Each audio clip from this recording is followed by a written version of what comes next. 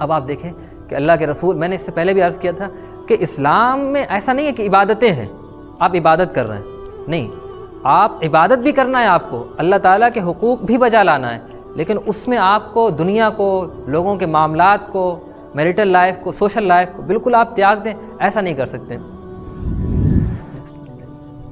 یہ حضرت عبداللہ ابن عمر ابن العاص رضی اللہ تعالیٰ عنہ ایک صحابی ہیں، تو وہ صوفی منش قسم کے آدمی تھے، نماز، روزہ، تلاوت، ذکر، اللہ کی یاد میں مشغول رہتے تھے۔ تو حدیث میں آتا ہے کہ رسول اللہ صلی اللہ علیہ وسلم سے ان کے والد کو شکایت کرنا پڑی، اور اس کا معاملہ واقعی یہ پیش آیا کہ ان کے والد نے ایک دن سوچا کہ لاؤ بہو اور بیٹے کی خبر لے کر آئیں، کیا حال احوال ہیں۔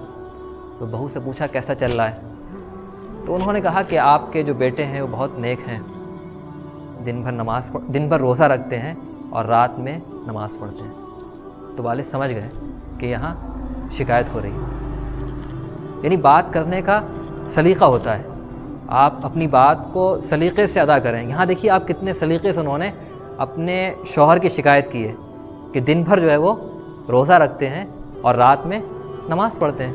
اب آپ ہی بتائیے، جو آدمی دن میں روزہ رکھ رہا ہے اور رات بھر نماز پڑھ رہا ہے، بیوی کے حقوق کہاں سے ادا کرے گا؟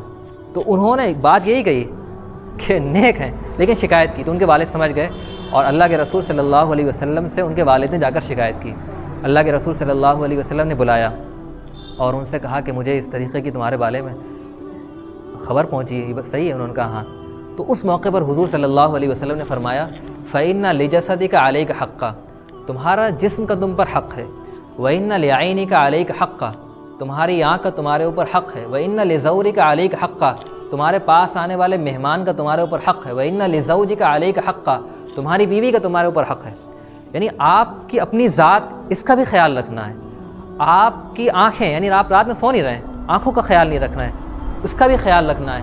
آپ کے پاس مہمان آ رہے ہیں، آپ سے ملنے جلنے والے ہیں، ان کا بھی خیال رکھنا ہے، اور آپ کی بیوی ہیں، ان کا بھی خیال رکھنا ہے۔ آپ دیکھ رہے ہیں، یعنی آپ اللہ تعالیٰ کے حقوق ادا کریں۔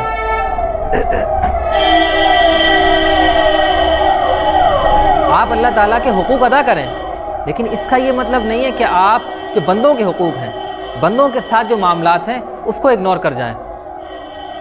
بندوں کے ساتھ جو معاملات اس کو، یعنی میں نے عرض کیا کہ اسلام یہ کہتا ہے کہ آپ کو اللہ تعالیٰ کے بھی حقوق ادا کرنا ہے اور بندوں کے بھی حقوق ادا کرنا ہے۔ آپ نیکسٹ،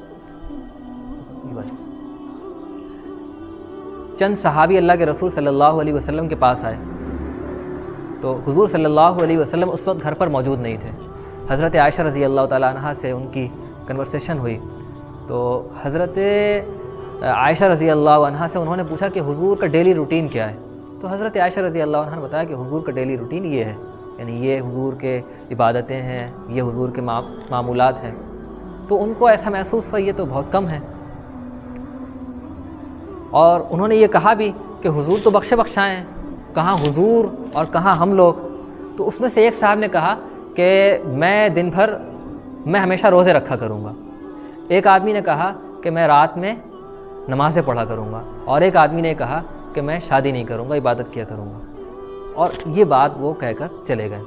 بعد میں اللہ کے رسول صلی اللہ علیہ وسلم آئے، حضرت عائشہ رضی اللہ تعالیٰ عنہ نے بتایا کہ کچھ لوگ آئے تھے، انہوں نے آپ کا ڈیلی روٹین معلوم کیا، ہم نے بتایا، اور انہوں نے اس طریقے کی بات کہی۔ تو حضور ان کے پاس گئے، اور اس موقع پر حضور نے فرمایا تمہارا کیا خیال ہے؟ بھئی میں تم سے زیادہ اللہ تعالیٰ سے ڈرنے والا ہوں، لیکن میرا حال کیا ہے؟ میرا حال یہ کہ میں روزہ رکھتا بھی ہوں اور روزہ نہیں بھی رکھتا ہوں، میں رات میں نماز بھی پڑھتا ہوں اور رات میں سوتا بھی ہوں، میں عورتوں سے شادی بھی کرتا ہوں۔ پھر آپ نے، یہ میرا طریقہ ہے، یعنی حضور فرما رہے ہیں بیلنس کی تعلیم کہ دونوں کام ہیں، روزہ رکھ بھی رہے ہیں اللہ تعالیٰ کی عبادت اور اپنے جسم کا بھی خیال ہے، رات کو سو بھی رہے ہیں اللہ تعالیٰ کی عبادت ہے، اپنے جسم کا بھی خیال ہے، دین کو بھی لے کر چل رہے ہیں اور دنیا کو بھی، عورتوں کے ساتھ شادی بھی کر رہے ہیں۔